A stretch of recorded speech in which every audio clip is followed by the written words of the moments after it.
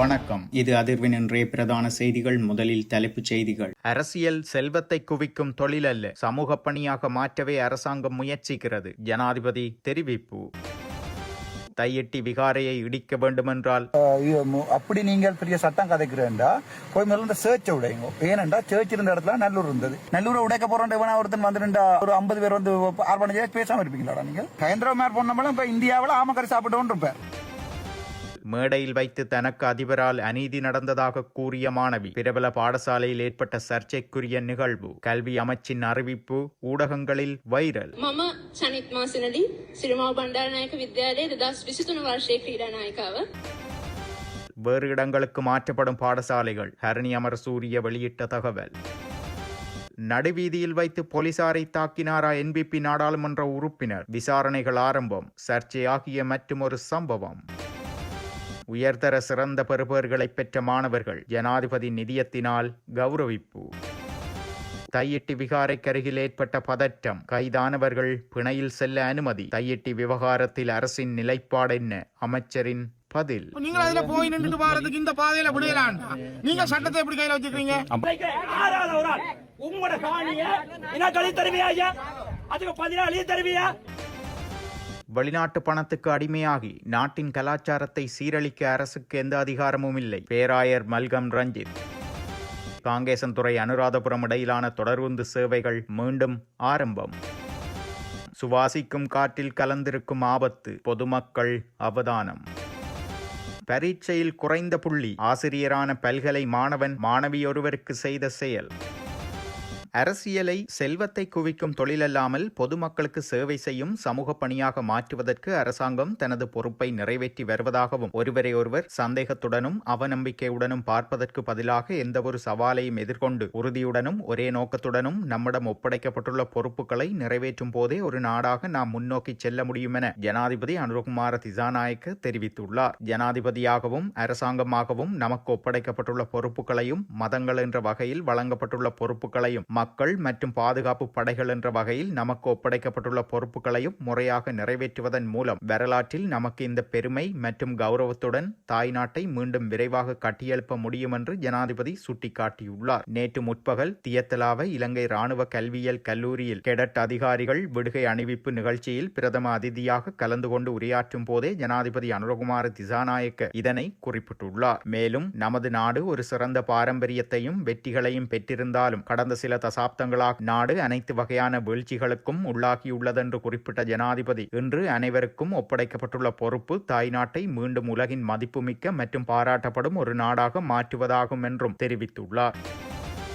கம்பகாவின் பிரபல பாடசாலை ஒன்றில் மாணவி ஒருவர் பரிசளிப்பு விழாவில் உரையாற்றிய விதம் சர்ச்சையை ஏற்படுத்தியுள்ள நிலையில் கல்வி, உயர்கல்வி மற்றும் தொழிற்பயிற்சி அமைச்சகம் பாடசாலை முதல்வரிடமிருந்து அறிக்கை ஒன்றை கோரியுள்ளது. கம்பகா ஸ்ரீமாவோ பண்டார்நாயக்க கல்லூரியின் பரிசளிப்பு விழா நிகழ்வு ஒன்றில் மேடையில் குறித்த மாணவி அதிபரை பெற்றோர் அதிதிகள் முன்னிலையில் மேடையில் ஏறி விமர்சனம் செய்துள்ளார். தமக்கு கிடைக்கப்பெறவிருந்த விருதினை அநீதியான முறையில் நிறுத்தி பொருத்தமில்லாத ஒருவருக்கு வழங்கியதாக விழா மேடையில் மாணவி குற்றம் சுமத்தியமை அங்கு பரபரப்பை ஏற்படுத்தியுள்ளது. சனித்மா சினாலி என்ற குறித்த மாணவி கடந்த 2023 பாடசாலையின் விளையாட்டு தலைவியாக இருந்துள்ளார். அவர் 2022 காமன்வெல்த் விளையாட்டுப் போட்டியை பிரதிநிதித்துவப்படுத்தி இறுதிப் போட்டி வரை சென்றுள்ளார். அது மாத்திரமின்றி பல வருடங்களாக பாடசாலைக்கு புகழை ஈட்டிக் கொடுத்த திறமையான மாணவி என கூறப்படுகிறது. இவ்வாறு இருக்க சம்பவ தினமான கலர்ஸ் நைட் அன்று காலை நிகழ்ச்சிக்கான முன்னாயத்தத்திற்கு செல்லாமையால் சனித்மாவுக்குரிய விருது புரிதொரு மாணவிக்கு சென்றுள்ளதாகவும், காலையில் தனக்கு பரீட்சை ஒன்றிருக்கிறது, தன்னால் நிகழ்ச்சி முன்னாயத்தத்திற்கு வர முடியாதென சம்பந்தப்பட்ட ஆசிரியருக்கு அறிவித்தும் அநியாயம் நடந்துள்ளதாகவும், பாடசாலை நிர்வாகம் இதை வேண்டுமென்றே புறக்கணித்துள்ளதாகவும் அவர் கூறியுள்ளார். இந்நிலையிலேயே தனக்கு இழைக்கப்பட்ட அநீதியை சனித்மா மேடையில் வெளியுலகுக்கு தெரியப்படுத்தியுள்ளார். இதேவேளை சனித்மா அங்கு உரையாற்றிக் கொண்டிருக்கையில் அவரது கையில் இருக்கும் ஒலிவாங்கியை அணைத்து விடுங்கள் என அதிபர் சத்தமிட்டிருந்தமையும் குறிப்பிடத்தக்கது. அத்துடன் சமூக ஊடகங்களில் தொடர்புடைய காணொலி பரவலாக பகிரப்பட்டதை அடுத்து இந்த சம்பவம் பொதுமக்களிடையே பெரும் விவாதத்தை ஏற்படுத்தியுள்ளது. இவ்வாறான பின்னணியில் கல்வி, உயர்கல்வி மற்றும் தொழிற்பயிற்சி அமைச்சகம் இந்த விடயத்தின் மீது கவனம் செலுத்தியுள்ளதாகவும் பெறப்படும் அறிக்கையை ஆய்வு செய்த பின்னர் தேவையான வழிகாட்டுதல்கள் மற்றும் மேலதிக நடவடிக்கைகள் குறித்து தீர்மானிக்கப்படும் என கல்வி அமைச்சின் செயலாளர் தெரிவித்துள்ளார். மேலும் காணொலி சமூக ஊடகங்களில் பரவலான நிலையில் சிலர் மாணவியின் தைரியமான வெளிப்பாட்டை பாராட்டியிருந்தனர். அதேவேளை செனித்மாவுக்கு பதிலாக விருது பெற்ற மற்றொரு மாணவியும் அதற்கு தகுதியானவரே எனவும் சிலர் கருத்து தெரிவித்துள்ளனர். இந்த சம்பவத்தை தொடர்ந்து பாடசாலையின் பழைய மாணவர்கள் சங்கம் உள்ளிட்ட பல தரப்பினரும் கருத்து வெளியிட்டுள்ளனர். இந்த விடயம் தொடர்பில் நியாயமானதும் வெளிப்படையானதுமான விசாரணை நடத்தப்பட வேண்டும் எனவும் அவர்கள் வலியுறுத்தியுள்ளனர்.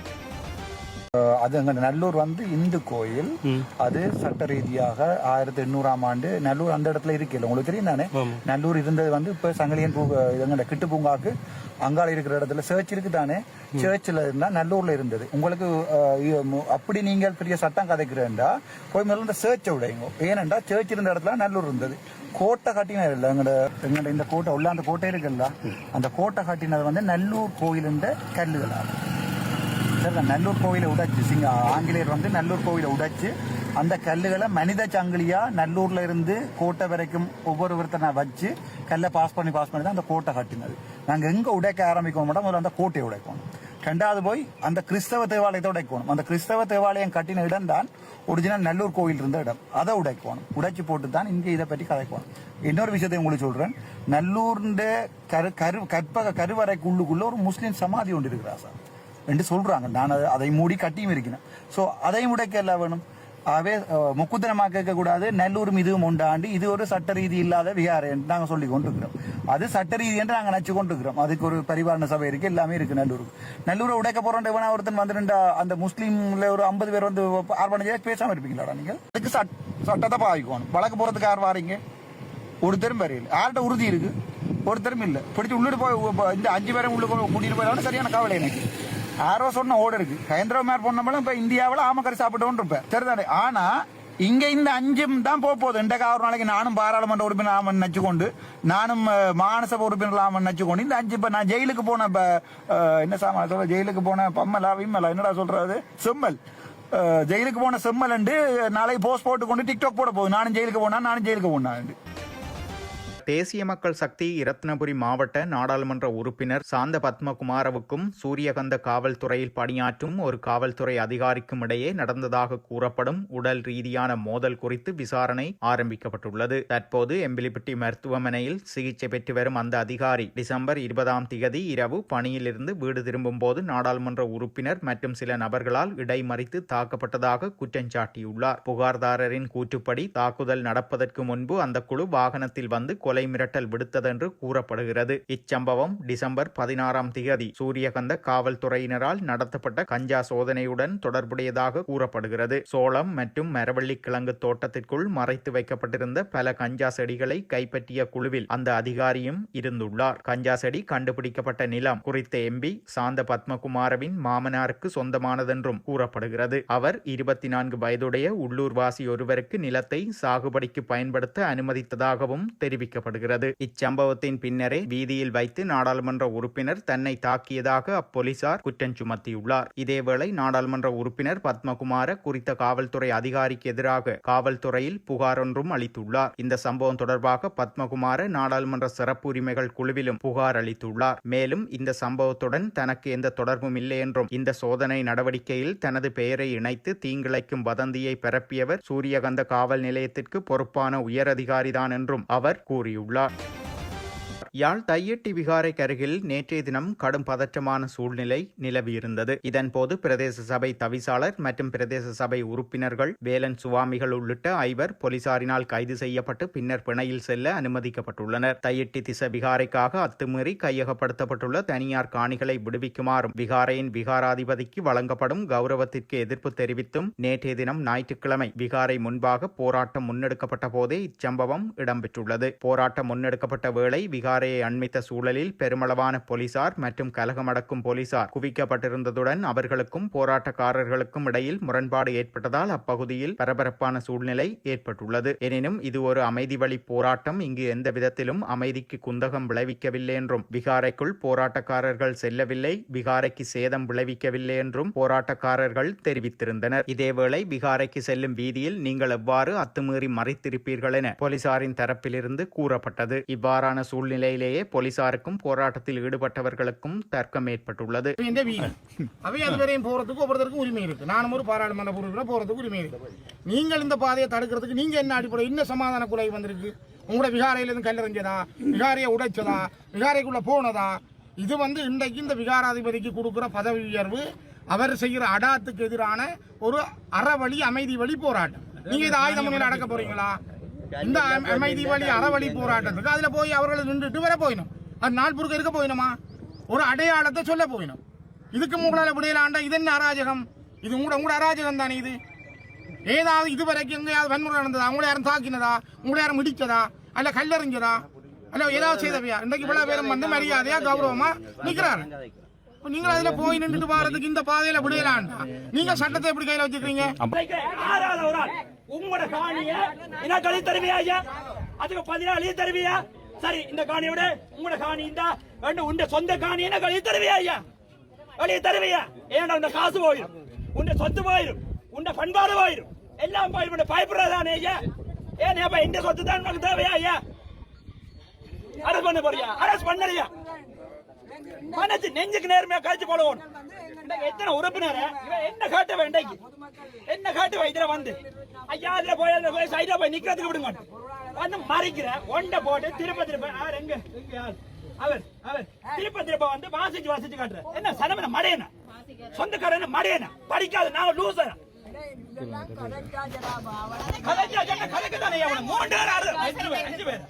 அஞ்சு பேர் அரசு பண்ணி இருக்கு. இந்த அம்மன் காணி எத்தனை? அந்த ஒரு பாயசம் வந்த அம்மா மனஜாட்சி படி சொல்லுங்க ஐயா. பாயசம் வந்த அம்மா அங்க இருந்து இங்க வர்ற நடந்து பொண்ணை பிடிச்சது வாரா ஐயா. பொண்ணை பிடிச்சது வந்த இந்த காணியை பிடிப்படாது. பொம்பளை பிள்ளை சீதனம் கொடுக்குற காணி, அந்த சீதனம் கொடுக்குற காணியை நீ வச்சு பிடிச்சு வச்சு போலீஸ் விடுறாங்க.